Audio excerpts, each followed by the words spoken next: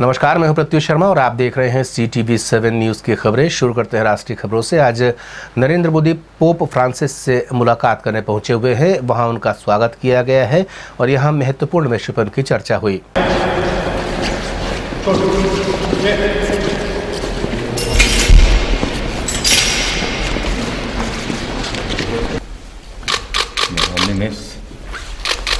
No, for the candle stand. Yes, thank you. It's a very special image for my country. Thank you. This is your most favorite subject, climate. What type of initiative I have taken in my country? I have given a detailed account. Questo per lei, questo è un medaglio fatto qui in Vaticano. Vaticano specially बनाया गया है आपके लिए। Wow. Si dice l'abbondanza, il grano, l'uva, Wow. tutto, e si dice il deserto, traduci tu, il deserto diventerà un giardino. अंगूर है, उससे भर जाएगा। Wow. Peace. I have seen for you today. Oh. Kawardha में हिंदू संगठन के कई लोगों की गिरफ्तारी हुई थी। बाद में जमानत हुई और उन पर दोबारा एट्रोसिटी एक्ट के तहत कार्यवाही की गई है, जिसको लेकर के बृजमोहन अग्रवाल काफ़ी आक्रामक हुए हैं। उन्होंने मौजूदा राज्य सरकार पर हमला बोला है। उनका कहना है कि राज्य सरकार जानबूझकर उन्हें फंसा रही है ताकि उनका त्यौहार खराब हो जाए। आप सबको विदित है और हम सब जानते हैं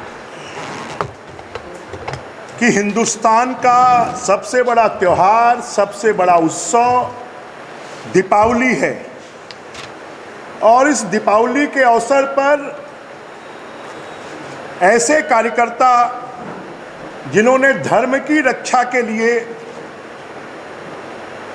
और गलत काम करने वाले लोग, कानून का उल्लंघन करने वाले लोगों के खिलाफ में आवाज़ उठाई, ऐसे लोगों को जेलों में डाला गया। कवर्धा की घटना में, रायपुर की धर्मांतरण की घटना में, जब कोर्ट से जमानत मिल गई तो ऐसे 3 कार्यकर्ता जो भारतीय जनता पार्टी के और धर्म रक्षक के रूप में लोगों के बीच में पहचाने गए, ऐसे कार्यकर्ताओं के विरुद्ध में उनको बाकी केसों में जमानत मिलने के बाद भी उनके खिलाफ में एट्रोसिटी एक्ट लगाना, उनके खिलाफ में धारा 307 लगाना, ये मैं कह सकता हूँ कि हमारे सबसे बड़े त्यौहार को मनाने के लिए रोकने का षड्यंत्र इस सरकार का, कांग्रेस पार्टी का और उस क्षेत्र के विधायक का जो मंत्री के रूप में काम कर रहे हैं, उनका ये कृत्य जो है वो निंदनीय है। ये सिर्फ निंदनीय नहीं है, ये पूरे हिंदू समाज का अपमान है कि उनको दिवाली का त्यौहार मनाने से रोकना। वहीं उन्होंने पत्रकार वार्ता के दौरान ये भी कहा कि प्रदेश के पत्रकार अब सुरक्षित नहीं हैं। चाहे जशपुर की घटना को लिया जाए या फिर राजधानी रायपुर की घटना को, पत्रकारों पर भी लगातार हमले हो रहे हैं। पत्रकार भी इस सरकार में सुरक्षित नहीं है। पहले कांकेर में हुआ, अभी जशपुर में हो रहा है, रायपुर में भी पत्रकारों के खिलाफ में घटनाएं हुई हैं।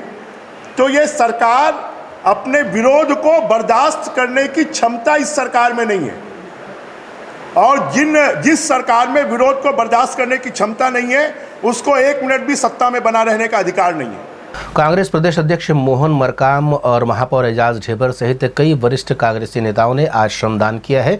ये श्रमदान गांधी मैदान स्थित कांग्रेस भवन के लेंटर के जो ढलाई थी उसके दौरान किया गया। यहाँ पर कांग्रेस के कई वरिष्ठ नेता भी उपस्थित थे। श्रमदान करने का उद्देश्य ये था कि सभी के सहयोग से ये भवन इसके पहले भी बनकर तैयार हुआ था और आज भी जब इसके जीर्णोद्धार किया जा रहा है, एक नया रूप दिया जा रहा है, जिसमें सभी कांग्रेसियों का हाथ लगे। उन्होंने CTV7 से चर्चा करते हुए अपने श्रमदान कार्यक्रम के संबंध में जानकारी दी। ये राजीव भवन रायपुर का आज हम लोगों ने श्रमदान के माध्यम से लेंटर का कार्य विधिवत हमने शुरुआत किया है। ऐतिहासिक गांधी मैदान में जो हमारी पुरानी भवन थी, जो महात्मा गांधी जी भी इस जगह पे आए थे और छेरा के माध्यम से इकट्ठा करके हम भवन बनाए थे और उसको नए रूप में हम लोग का उसको रूप देने का प्रयास कर रहे हैं और आज विधिवत हमने लेंटर का काम किया है। रायपुर से भीमराव की रिपोर्ट। गोंडवाना समाज का राष्ट्रीय आदिवासी सम्मेलन 3 दिवसीय था, जिसका समापन आज राजधानी रायपुर में हुआ है। इस मौके पर कई साहित्यकार भी जुटे हुए थे। भाषा और संस्कृति के उन्नयन को लेकर के यहाँ पर विस्तार से विचार विमर्श किया गया है।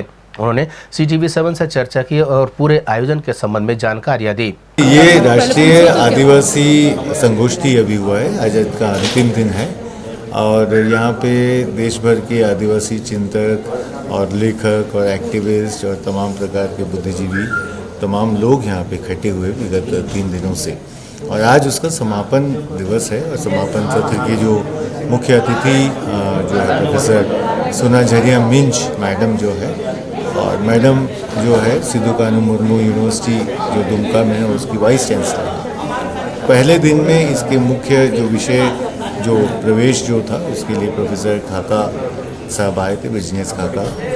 रायपुर से भीमराव की रिपोर्ट। कल CTV7 में आपने NSUI के 2 गुट को भिड़ते हुए देखा था और आज फिर 2 कांग्रेसी नेता आपस में भिड़ गए हैं। सन्नी अग्रवाल और अमरजीत के बीच में पार्किंग को लेकर के कुछ विवाद हुआ है और इसके बाद दोनों आपस में भिड़ गए। दोनों के बीच अश्लील गाली गलौज भी हुआ है और हैरानी की बात तो ये कि इस दौरान कांग्रेस के प्रदेश अध्यक्ष मोहन मरकाम भी उपस्थित थे।